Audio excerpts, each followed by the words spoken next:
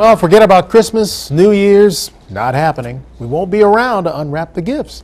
According to the Mayan calendar, on Friday, December 21st, that's tomorrow, the world as we know it will come to an end. Well, how accurate might the Mayans be? We put that question to our own science guy, Seton Hall University physics professor Jose Lopez.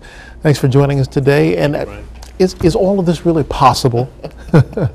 No, it's just a big hoax. I mean, everybody knows that, and everybody's laughing about it. The problem is there are some people who take it serious. You know, especially little kids. I've talked to some grammar school kids, and they're like, "Is it really the end?" I'm like, "No, it's not." The Mayans were well-known scientists. They plotted out these calendars, and they were well respected in their day for coming up with some of the things they came up with.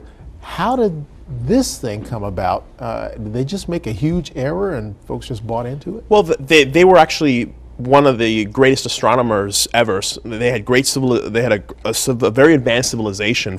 They're from Central America, from Mexico, modern Guatemala, and they had multiple calendars. They had a calendar similar to our calendar that had the 365 days, and then they had a calendar that was 52 years, which was the lifespan of a typical Mayan citizen, and then they had the long calendar, which was over 5,000 years. And what's happening is that they started it from what they considered to be the origin of the beginning of Earth, to what they felt would be a point where it would recycle over. Kind of when our calendar ends on the 31st of December and January 1st comes the next day, their long calendar has ended.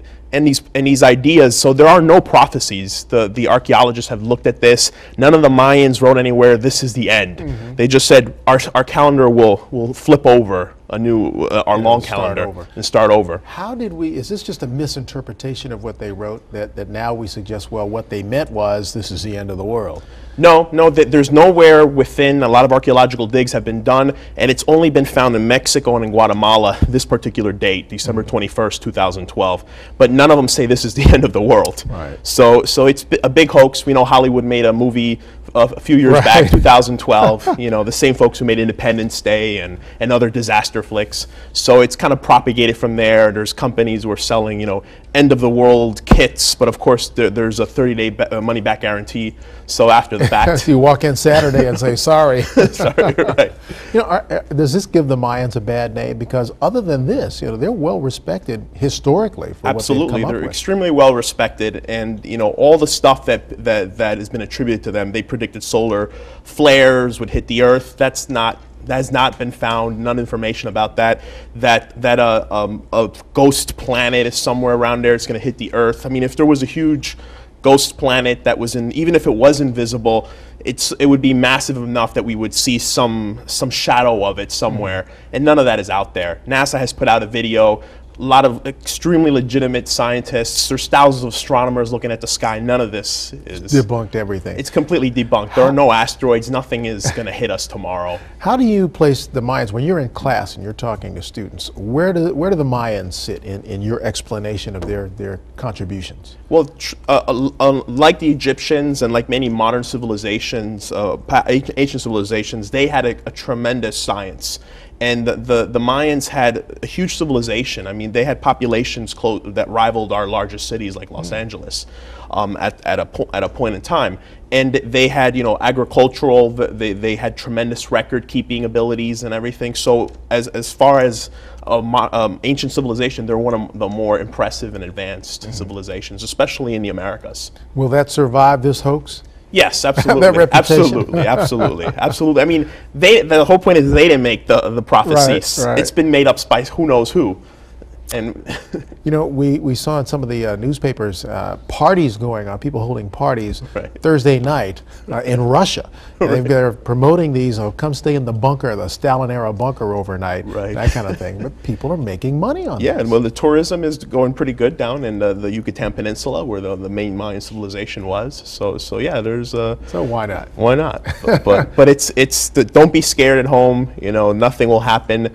You know, thousands of astronomers are looking. There's no asteroid that's going to hit us, no comets. No volcanoes are about to erupt anywhere of you know, gigantic proportions that can create a mass extinction. There are no viruses out there that are spreading. No, No, tomorrow should just be December 21st, the winter solstice in the northern hemisphere, the southern solstice in the southern hemisphere. So it's just another winter or summer, depending on where you live. Stuff. You know, the flip side, has this created more of an interest in astronomy? Yes, it has. There's been a lot of the main astronomy publications have been putting stories about this, and even a lot of newspapers and a lot of really legitimate press. I've been amazed by it myself, just following it over these past few weeks.